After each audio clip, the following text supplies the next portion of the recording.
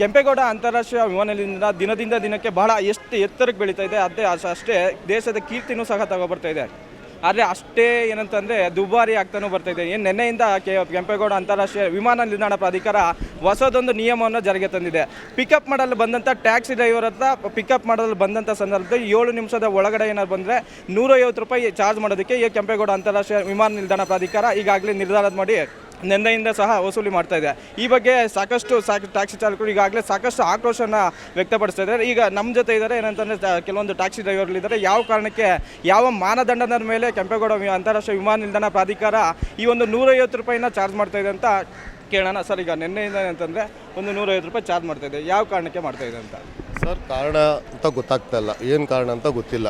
Actually ಬಂದು ನಮ್ಮ personal ಕಸ್ಟಮರ್ನ ನಾವು ಪಿಕಪ್ ಮಾಡಿ ನಾವು ಹೊರಗಡೆ ಹೋಗ್ತಾ ಇದ್ವಿ. ಇಲ್ಲಿಂದ ಒಂದು 300 ಮೀಟ್ರು ಇಲ್ಲ, 300 ಮೀಟ್ರ್ ಮಧ್ಯೆ ಇಲ್ಲೊಂದು ಪೆಡಸ್ಟ್ರೇನ್ ಇದೆ. ಸಾಯಂಕಾಲದ ಹೊತ್ತು ಅಲ್ಲಿಂದ ನಾವು ಪಿಕಪ್ ಪಾಯಿಂಟ್ ಬರಬೇಕಾದ್ರೆ ಪಿಕಪ್ ಮಾಡಲಿಕ್ಕೆ ಅಲ್ಲಿ ಅರ್ಧ ಕಿಲೋಮೀಟ್ರ್ 1 ಕಿಲೋಮೀಟ್ರ್ ಜಾಮ್ ಆಗಿರುತ್ತೆ. ಅದು ಯಾವುದು ಲೆಕ್ಕಕ್ಕಿಲ್ಲ. ಇಲ್ಲಿಂದ ಇಲ್ಲಿಗೆ ಹಾಕಿ 150 ರೂಪಾಯಿ ಕಲೆಕ್ಷನ್ ಮಾಡ್ತಾಯಿದ್ದಾರೆ. ಬಟ್ ನಮ್ಗೊಂದು 7 ನಿಮಿಷನೋ 6 ನಿಮಿಷ ಟೈಮ್ ಕೊಡಲಿ, ಒಪ್ಕೊಳ್ತೀವಿ. ಏನು ಟೈಮ್ ಕೊಡದೇ ಇದ್ದರೆ ನಾವೇನು ಮಾಡೋಕ್ಕಾಗಲ್ಲ. ನಮ್ಮ ಪರ್ಸ್ನಲ್ ಕಸ್ಟಮರ್ ನಾವು ಯಾಕೆ ಸರ್ 150 ರೂಪಾಯಿ ಕೊಡಬೇಕು? ಯಾವ ಲೆಕ್ಕಾಚಾರದಲ್ಲಿ ಕೊಡಬೇಕು ಹೇಳಿ? ಸುಮ್ಮನೆ ಗಾಡಿ ನಿನ್ನೆಯಿಂದ ಏನಂತಂದರೆ ಏಕಾಏಕಿ ತಗೊಂಬಂದು ನಿಮಗೆ ಚಾರ್ಜ್ ಮಾಡ್ತಾ ಇದ್ದಾರೆ. ಇದ್ರ ಬಗ್ಗೆ ಏನಾದರೂ ಮುಂದೆ ಏನಾದರೂ ನಿಮ್ಗೆ ಏನಾದ್ರು ಇನ್ಫಾರ್ಮೇಷನ್ ಕೊಟ್ಟಿದ್ರಾ? ಯಾವ ರೀತಿ ಅಂತ? ಇಲ್ಲ, ಇನ್ಫಾರ್ಮೇಷನ್ ಏನು ಕೊಟ್ಟಿಲ್ಲ. ಬಟ್ ಕೆಲಸ ನಡೀತಾ ಇತ್ತು. ಇದೆಲ್ಲ ಪೋಲೆಲ್ಲ ರೆಡಿ ಮಾಡಿದ್ರು, ಪೋಲೆಲ್ಲ ಆಗ್ತಾಯಿದ್ರು. ಆಲ್ರೆಡಿ ನಾವೆಲ್ಲ ಡಿಸೈಡ್ ಮಾಡ್ಕೊಂಡಿದ್ವಿ, ಇದೇನೋ ಮುಂದಿನ ದಿನಗಳಲ್ಲಿ ತುಂಬ ಪ್ರಾಬ್ಲಮ್ ಆಗುತ್ತೆ, ಇದು ಖಂಡಿತ ಇದು ಅಂತ ಹೇಳಿ. ನಿನ್ನೆನೇ ಪ್ರಾಬ್ಲಮ್ ಆಗಿದೆ, ಸ್ಟಾಪ್ ಮಾಡಿದ್ದಾರೆ. ಇನ್ನು ಮುಂದಕ್ಕೆ ನಮ್ಮ ದೊಡ್ಡವರೆಲ್ಲ ಡಿಸೈಡ್ ಮಾಡಿ ಏನು ನಿರ್ಧಾರ ತಗೊಳ್ಳಿ. ಬಟ್ ಇಲ್ಲಿಂದ ಇಲ್ಲಿಗೆ ಟೋಲ್ ಹಾಕಿರೋದು ಅನ್ಯಾಯ, ಅಕ್ರಮ ಅಷ್ಟೇ. ಈಗ ಫಸ್ಟ್ 7 ನಿಮಿಷಕ್ಕೆ 150 ರೂಪಾಯಿ ಚಾರ್ಜ್ ಮಾಡ್ತಾ ಇದ್ದಾರೆ. ಈ ಸೆಕೆಂಡ್ 7 ನಿಮಿಷ ಮುಗಿದಾದ ಮೇಲೆ ಯಾವ ರೀತಿ ಆದಂಥ ಚಾರ್ಜ್? 7 ನಿಮಿಷ ಆದಮೇಲೆ 300. 7 ನಿಮಿಷದಿಂದ 14 ನಿಮಿಷ ಅಂತ ಕೊಟ್ಟಿದ್ದಾರೆ. ಮುಂದಕ್ಕೆ ಅದಾದಮೇಲೆ ಏನಂತ ಗೊತ್ತಿಲ್ಲ. ಏಕೆಂದರೆ ಒಬ್ಬರು ಕಸ್ಟಮರ್ನ ಲಗೇಜ್ ಹಾಕೋಕ್ಕೆ 5 ರಿಂದ 8 ನಿಮಿಷ ಮೇಲಾಗುತ್ತೆ. ಯಾಕೆಂದರೆ ಮಿನಿಮಮ್ಮು 15 ನಿಮಿಷ ಫ್ರೀ ಆರ ಕೊಟ್ಟರೆ ಅವಾಗ ಯೂಸ್ ಆಗುತ್ತೆ. ಅದಕ್ಕಿಂತ ಕಮ್ಮಿ ಕೊಟ್ಟರೆ ತುಂಬ ಕಷ್ಟ ಆಗುತ್ತೆ ಸರ್ ಇಲ್ಲಿ. ಯಾಕೆಂದರೆ ಇಲ್ಲಿ ಟ್ರಾಲಿ ತಳ್ತಾ ಇರ್ತಾರೆ, ಅಲ್ಲೇ 5 ನಿಮಿಷ ಹೊರಟೋಗುತ್ತೆ. ಕಸ್ಟಮರ್ನ ಹೆಂಗೆ ಪಿಕಪ್ ಮಾಡೋದು? ಅದು ಸಮಸ್ಯೆ. ಆಮೇಲೆ ಟೋಲಲ್ಲಿ ಫಾಸ್ಟ್ ಆಗಿಲ್ಲ ಅಂದರೆ ಕ್ಯಾಶ್ ಕೊಡೋಕೆ ಹೋಗ್ತಾರೆ. ಅದನ್ನು ಯಾವ ಥರ ಕನ್ಸಿಡರ್ ಮಾಡ್ತಾರೆ ಇವರು? ಇದನ್ನು ಸಂಪೂರ್ಣವಾಗಿ ಏನಾದರೂ 150 ರೂಪಾಯಿ ಕಲೆಕ್ಷನ್ ಮಾಡ್ತಾ ಇದ್ದಾರೆ, ಇದನ್ನೇನಾದ್ರು ಸಂಪೂರ್ಣವಾಗಿ ಸ್ಥಗಿತ ಮಾಡಬೇಕು ಅಂತಿಲ್ಲ, ಇದರಲ್ಲಿ ಏನಾದರೂ ಪರಿಷ್ಕರಣೆ ಮಾಡಬೇಕು ಅಂತ ನಿಮ್ಮ ಒತ್ತಾಯ? ಖಂಡಿತವಾಗ 100% ಸ್ಥಗಿತಗೊಳ್ಬೇಕು ಸರ್. ಏನಂದರೆ ಟ್ಯಾಕ್ಸಿ ಚಾಲಕರು ಈಗಾಗಲೇ ಸಾಕಷ್ಟು ವಿರೋಧ ಮಾಡ್ತಾ ಇದ್ದೀರಾ. ನೀವು ಟ್ಯಾಕ್ಸಿ ಸಂಘದಲ್ಲಿ ನಾಯಕರಾಗಿದ್ದೀರಾ. ಇದೇನಾದ್ರು ಇದೇ ರೀತಿ ಏನಾದರೂ ಮುಂದುವರೋದ್ರೆ ನಿಮ್ಮ ಹೋರಾಟ ಯಾವ ರೀತಿ ಇದೆ ಸರ್? ಈಗ ನಾವು ಅವರಿಗೆ ಮನವಿ ಪತ್ರ ಕೊಟ್ಟಿದ್ದೀವಿ, ನಾವು ಪೊಲೀಸ್ ಇಲಾಖೆಗೂ ತಿಳಿಸಿದ್ದೀವಿ. ಇದನ್ನು ಮಾನ್ಯ ಸಾರಿಗೆ ಸಚಿವರಿಗೂ ಲೆಟರ್ ಕೊಟ್ಟಿದ್ದೀವಿ, ಅದು CM ಅವರಿಗೆ ಹೋಗಿದೆ.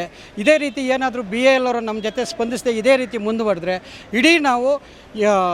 ಇಡೀ ಬೆಂಗಳೂರಲ್ಲ, ಇಡೀ ಕರ್ನಾಟಕ ನಾವು ಉಗ್ರ ಹೋರಾಟ ಮಾಡ್ತೀವಿ ನಾವು. ಯಾಕಂದರೆ ನಮ್ಮ ಜೊತೆ ಈಗ BAL ಅವರು ಏನೇ ಒಂದು ನಿಯಮ ಜಾರಿಗೆ ತಂದ್ರೆ ಸರ್ಕಾರಕ್ಕೆ ನನಗನ್ಸಿದ ಮಟ್ಟಿಗೆ ಗೊತ್ತಿರುತ್ತೆ. ಈ ಸರ್ಕಾರ ಗೊತ್ತಿದ್ದೇನೋ ಈ ನಿಯಮ ತಗೊಂಬಂದಿಲ್ಲ ಜಾರಿಗೆ ತಂದಿರೋ, ಇಲ್ಲ ಗೊತ್ತಿಲ್ಲದೇ ಇವರೇ ಜಾರಿಗೆ ತಂದಿರೋ ಅಂತ ವಿಚಾರ ನನಗೆ ಗೊತ್ತಿಲ್ಲ. ಇವತ್ತು ಏನು ಕರ್ನಾಟಕದಲ್ಲಿ ಸಿದ್ದರಾಮಯ್ಯನವ್ರ ಸರ್ಕಾರ ಏನಿದೆ, ಇದು ಬಡವರ ಸರ್ಕಾರ ಅಂತ ಹೇಳ್ಬಿಟ್ಟು ಆಲ್ರೆಡಿ ಘೋಷಣೆ ಆಗಿದೆ. ಇವತ್ತೆಲ್ಲ ನಾವು ತಿಳ್ಕೊಂಡಿದ್ದೀವಿ. ಇವತ್ತು ಈ ಚಾಲಕರ ಬಗ್ಗೆ ಸನ್ಮಾನ್ಯ ಸಾರಿಗೆ ಸಚಿವರಾದ ರಾಮಲಿಂಗಾರೆಡ್ಡಿ ಸಾಕಷ್ಟು ಸಹಕಾರ ಮಾಡ್ತಾ ಇದ್ದಾರೆ. ಇವತ್ತು ನಾನು ಕೇಳೋದೇನೆಂದರೆ, ಏರ್ಪೋರ್ಟಲ್ಲಿ ಇವತ್ತು ಸಾವಿರಾರು ಚಾಲಕರು ಬಂದು ಹೋಗ್ತಾರೆ. ಆ ವಿಚಾರದಲ್ಲಿ ಈ ಟೋಲು 150 ರೂಪಾಯಿ ಮತ್ತು 300 ನಮಗೆ ಭಾಳ ಹೊರೆ ಆಗ್ತದೆ. ದಯವಿಟ್ಟು ಸರ್ಕಾರ ಇದರಲ್ಲಿ ಮಧ್ಯ ಪ್ರವೇಶ ಮಾಡಿ ಇದನ್ನು ಬಗೆಹರಿಸ್ಕೊಡ್ಬೇಕು. ಹಿಂದೆ ಹೇಗಿತ್ತು ಅದೇ ರೀತಿ ಚಾಲಕರಿಗೆ ಫ್ರೀ ಮಾಡಿಕೊಡ್ಬೇಕು ಅಂತ ಹೇಳ್ಬಿಟ್ಟು ನನ್ನ ಮನವಿ ಸರ್. ಈಗ ಯೆಲ್ಲೋ ಬೋರ್ಡ್ ಅವ್ರಿಗೆ ಈ ರೀತಿಯಾದಂಥ ನಿಯಮ ಇದೆ, ವೈಟ್ ಬೋರ್ಡ್ ಅವ್ರಿಗೆ ಯಾವ ರೀತಿಯಾದಂಥ ನಿಯಮ ಇದೆ? ಅವ್ರಿಗೂ 7 ಮಿನಿಟ್ಸ್ ಫ್ರೀ ಅಂತ ಹೇಳ್ತಾ ಇದ್ದಾರೆ. ಅದಾದಮೇಲೆ ಅವ್ರಿಗೂ ಕೂಡ ಇದು ಅನ್ವಯಿಸುತ್ತೆ ಅಂತ ಹೇಳ್ತಾರೆ. ನೋಡಿ ಸರ್, ಖಾಸಗಿ ವಾಹನಗಳವ್ರು ತಗೊಂಬರ್ತಾರೆ, ಶ್ರೀಮಂತರು, ಅವ್ರೇನು ಬಡವರಲ್ಲ. ಕಾರಲ್ಲಿ ಬರ್ತಾರೆ, ಅವರು 150 ಅಲ್ಲ 200 ರೂಪಾಯಿ ಕೊಟ್ಟು ಹೋಗ್ತಾರೆ. ನಾವು ಪ್ರತಿನಿತ್ಯ ಇದರಲ್ಲಿ ಜೀವನ ಮಾಡ್ತಕ್ಕಂಥ ಚಾಲಕರು, ಬಡಕ ಚಾಲಕರು, ನಮಗೆ ಇದನ್ನು ಬಿಟ್ಟರೆ ಬೇರೆ ಯಾವುದೂ ಗೊತ್ತಿಲ್ಲ.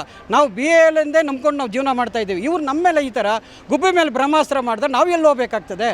ಈಗಾಗಲೇ ನಾವು ಕೊರೋನಾದಿಂದ ಈಗ ಸ್ವಲ್ಪ ಚೇತರಿಸ್ಕೊಂಡು ಇಂಥ ಸಂದರ್ಭದಲ್ಲಿ ನಾನು ಹೇಳೋದು ಸರ್ಕಾರ ಇದಕ್ಕೆ ಪ್ರವೇಶ ಮಾಡಿ ಇದು BAL ಅಧಿಕಾರಿಗಳ ಹತ್ರ ಮಾತಾಡಿ ಮೊದಲು ಹೇಗಿತ್ತು, ಈಗ 16 ವರ್ಷದಿಂದ ಇಲ್ಲದೆ ಇರತಕ್ಕಂಥದ್ದು ಏಕಾಏಕಿ ಇವರು ಬಂದ್ಬಿಟ್ಟು 150-300 ರೂಪಾಯಿ ಮಾಡ್ತಾ ಇದ್ದಾರಲ್ಲ, ಇದು ನಿಮ್ಮ ನಿಜವಾಗ್ಲೂ ಚಾಲಕರಿಗೆ ತಡ್ಕೊಳ್ಳೋಕ್ಕಾಗಲ್ಲ. ತುಂಬ ಇದು ಕಷ್ಟ ಇದು ಆಗ್ತದೆ. ಅದರಿಂದ ನಾನು ಹೇಳೋದೇನಂತಂದರೆ, ದಯವಿಟ್ಟು ಇದನ್ನು ಸರ್ಕಾರ ಆಗಲಿ ಅಥವಾ BAL ಅಧಿಕಾರಿಗಳು ಇದನ್ನು ಒಂದು ಸಭೆ ಮಾಡಿ ಇದನ್ನು ತೀರ್ಮಾನ ತಗೊಳ್ಬೇಕು ಅಂತ ಹೇಳ್ಬಿಟ್ಟು ನನ್ನ ಮನವಿ ಸರ್.